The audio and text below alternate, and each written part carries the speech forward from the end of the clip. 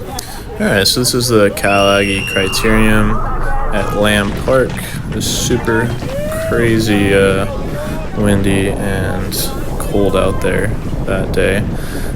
You saw there at the start that guy got stuck in front of me for a few seconds, and that definitely isn't ideal when you're starting out. A lot of the guys go out on that warm-up lap super hard to just get into the best position possible. I didn't do that, so I was a little bit further back, so I had to try to get some work done here in this first lap to try to move up, because going into that chicane, you know everyone's going to spike it out of there, and the further back you are, the more of that elastic band effect is going to make you do all that extra work. So we're trying to find some wheels here. It's really actually quite hard to see with all of the water on the road. The glasses, just like my camera, were completely covered dang near. We're finding some ways to slide through the field here and make up some wheels. About a field of 50 actually, the biggest field I've ever raced for in the Cat4’s, so that was pretty cool to see. I'm hoping it's going to be a really good season this year, racing for Rio Strada. Taking the inside line here. Definitely some people over braking. There's a few people that I would imagine are fresh to Cat4’s. We'll see a few instances of some less than ideal bike handling. But yeah, you can see just getting on the power out of this chicane. It's hurting already.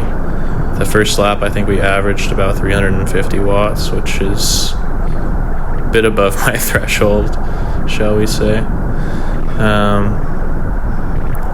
Settling in here. The first few laps, we definitely had a few people trying to break it up pretty early, which ultimately led to my demise. We'll end up seeing here. This guy didn't see me on the inside, almost closed me off here, but we keep it on going. Back on the power after that right-hand corner. So it was a tailwind in the back section and kind of a left to right crosswind on this section. A bit more of a headwind on this section too. Bit of a gap opens up here, but I know no one's gonna keep it going when it's all grouped together like this. So kind of just don't panic, ride it back in. Nothing too crazy. Move up some wheels while it's easy. I really should be doing more work here though to move up a bit further, but we'll see where this goes. Honestly, on a day like this when the roads are wet and it's just kind of swirling wind, it feels very hard to find any draft, and with the rolling resistance being so high from the rain, it feels a lot harder to kind of sit in and rest, shall we say. I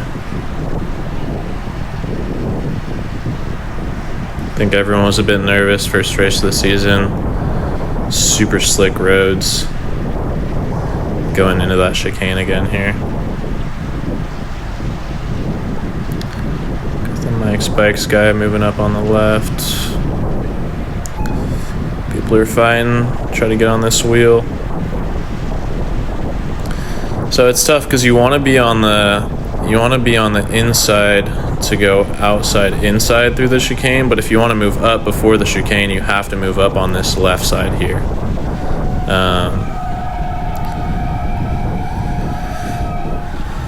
So I kept taking the inside outside, which I realized might not have been quite as fast. But we're back up to 600 watts, trying to just hold the wheel of the guy in front of us. In the 4s, everyone chases though, so people will just close gaps, not even thinking about like flicking someone through. So we just try to conserve as much as we can. I'm much better at kind of harder steady state efforts than all this spiky stuff, so I wasn't loving this.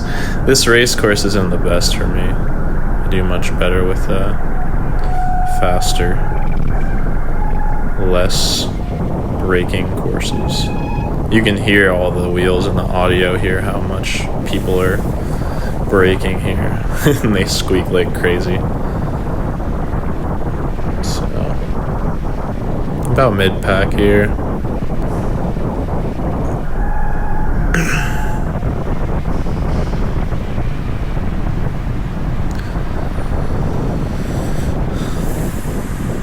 I was honestly a little bit impressed with how fit everyone was this early on in the season. I feel like that's become more of a trend, that everyone's just super hungry for those early season points.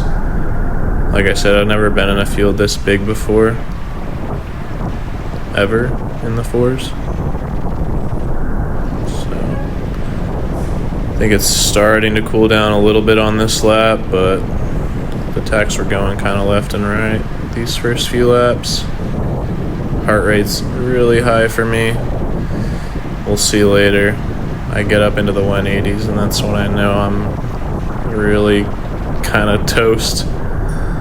Normally in races, in crits like this where it's just kind of full gas from the start, I'm usually in the 170s.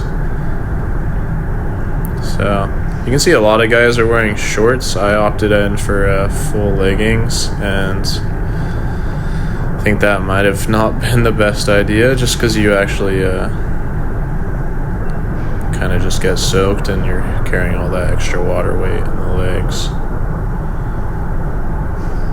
And on a 40-minute race like this, which, let's just talk about how silly it is to have a 40-minute race in an endurance sport. I get that they're trying to fit in all these different subcategories of like juniors and masters 35 and masters 50 and everything, but when you have a field of 50 guys, these guys are driving like 2 hours from Chico to get here for a 40-minute crit. Just seems, I think we would all appreciate at least an hour, but yeah, unfortunately these things are the way they are right now. So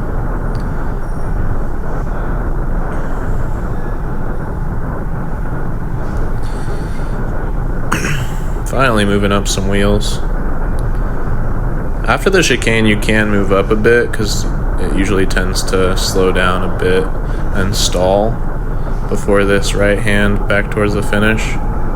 So it was a pretty good place to move up. You'll see me move up a few times. You'll see this Mike Spice guy here on the right braked like crazy and totally made me lose a lot of momentum there, and he gets called out by Nolan here a little bit on the right for being kind of an idiot. And then the Mike Spikes guy gets pissed and attacks because he doesn't like getting called out, so his fragile ego was a bit damaged. But it'll all come back together here. Don't panic, just follow some wheels. I raced more than half of my races with this this gentleman here in the purple, Nolan Wong. Not sure where his gold Cervelo is though. Maybe he swapped bikes this year.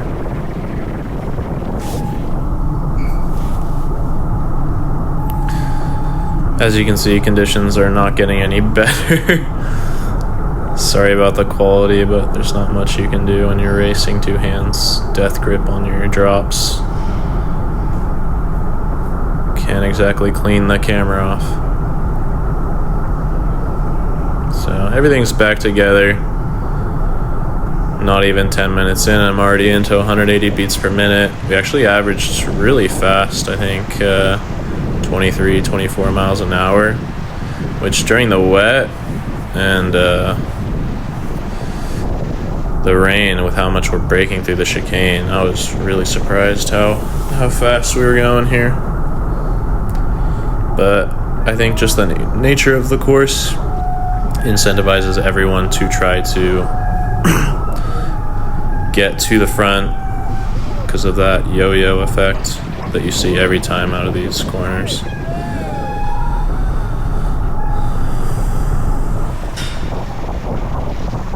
So I think it is, yeah, like I was saying earlier, to go into the chicane on the right side, the outside, because then that outside comes into the inside, and that ends up being a much shorter line, and you can take the fastest line through the course.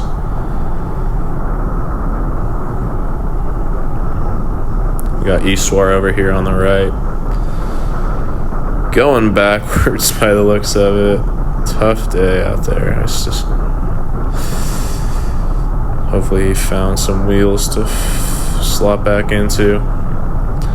I did start to want to pedal through more of these corners. Sometimes you can, sometimes you're up to whoever's in front of you. If they're not going to pedal through the corners, there's not really any room sometimes. You can't pedal through, you just got to follow them. So use this guy to... this is the guy. I was really starting to feel it there. You can see my heart rate's 184.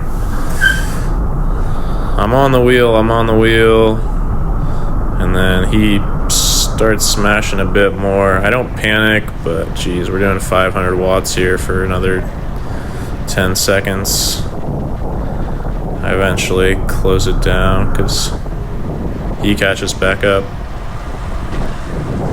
Yeah, we're hurting. 185 beats per minute. Still on the power, still over threshold. My threshold's about 320 watts or so. But when you're doing these hard efforts out of every corner, it just kills the legs. And I am not a sprinter, so I'm not very good at that. Those intervals coming from a triathlon background. And we're starting to see some more attacks fly. This slight uphill before the chicane is when people really love to start gunning it. And I really need to be holding that guy's wheel. I don't know what I'm doing, just losing wheels here, but like I said, I was starting to really feel it. I think I ended up wearing too many layers during this race, and that actually ended up hurting me. Because normally I'll ride until I puke, but my body was just telling me to stop. I just couldn't push anymore.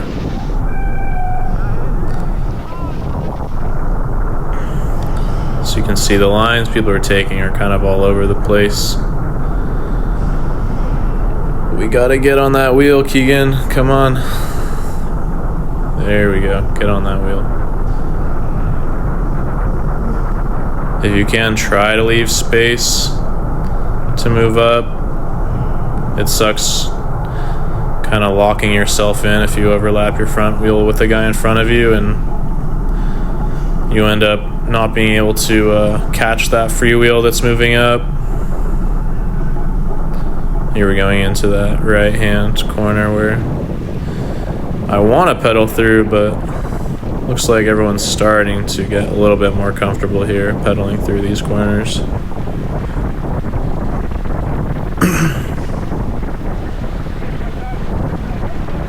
And there's Mateo coming through on the inside. He liked to play a little bit of gutter ball. He said he was having some fun doing that. He's not braking. It's a waste of energy. He's riding handlebar to handlebar.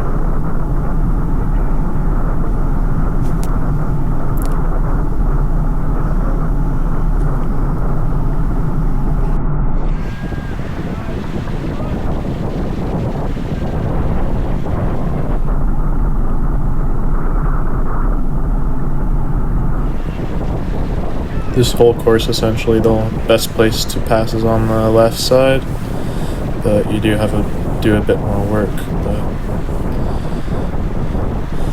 that's crits for you. Starting to smash up towards that uphill again.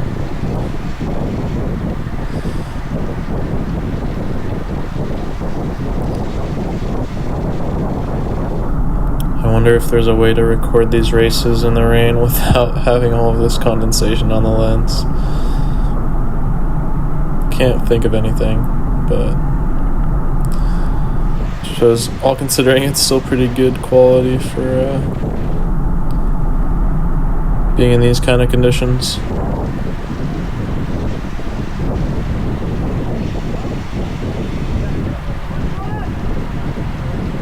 tell it slowed down there a bit when we're 4 abreast, 5 abreast. So you can still tell people are pretty nervous. If you ever do the river ride, people are never this far apart. Everyone's basically within a few inches of each other, left to right, but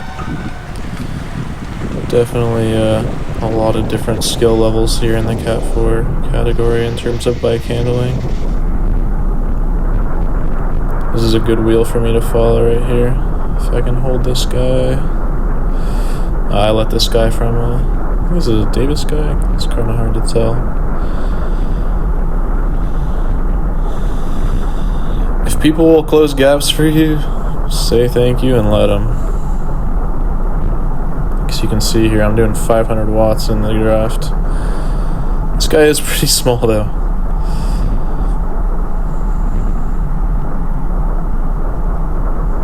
And here is where you can kind of sneak up on the inside, which I do and make up about 10 positions in 2 seconds, which is pretty nice. Right back on the power. Got Mateo here again. If I didn't know any better, I'd say he was about to attack. Oh shit, it's gonna get hard again. Thanks, Mateo. I was already cooked. All good. We got a long season ahead of us.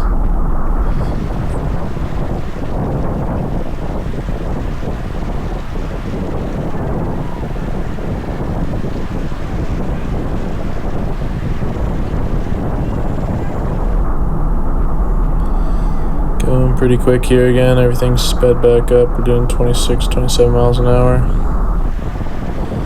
Heart rate's back up in the 180s. I can't do 180s for very long.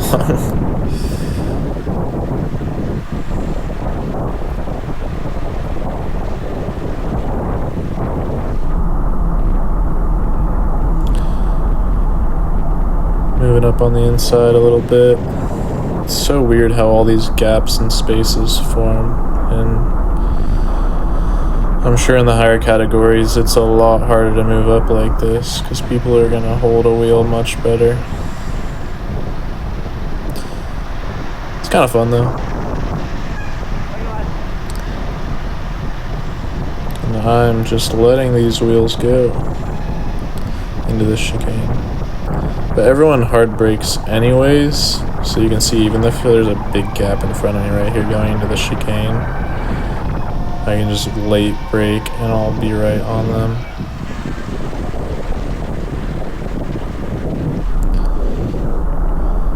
If you can brake late, do so.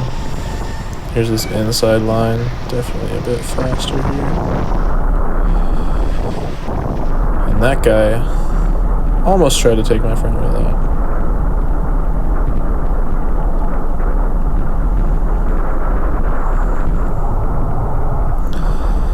Yeah, so I ended up wearing an Under Armour base layer. I wore my Rio jacket underneath that, and then I had a windbreaker on top of that with full leg coverage, which ended up just being way too much. And I think this is where I run out of steam. So that was my race. I lasted about 20 minutes out of the 40 minutes. I think we're going to see Iswar sneak by here in a couple seconds. Looks like he popped just before me, but still had enough to kind of keep it going. There he goes. Unfortunately, Mateo was super strong this race, and he survived till the end. A breakaway group of 4 did end up getting up the road, and one swift guy who gave it his best was able to hang out in no man's land and take 5th, I believe. But Mateo didn't read the lap counters, the lap cards, so he has some vengeance that he will take out on his next race. So we'll see how that goes. But shout out to Davis for putting this race on, and we'll probably be back here at Land Park in March for Biryani for SGW. So look forward to that. But yes, this was a really tough race. I felt like I just overheated. I just didn't have it. The power distribution was super polarized, so we'll get it in the next one. Thanks for watching. Bye.